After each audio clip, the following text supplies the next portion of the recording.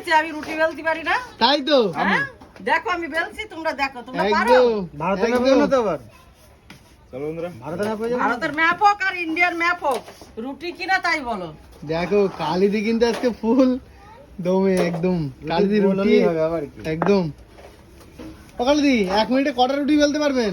একটা একটা? এক প্লেটে 3টে রুটি, একটা আপেল পেঁয়াজ, আনলিমিটেড তরকারি, একটা লঙ্কা আর একটা সেদ্ধ ডিম, মাত্র মাত্র কত? 30 টাকা। একটু ঘি দাও সঙ্গে নাই আর যদি কেউ ভালোবেসে বলে একটু ঘি পাইল দাও, আছে ঘির বড়িটা কই?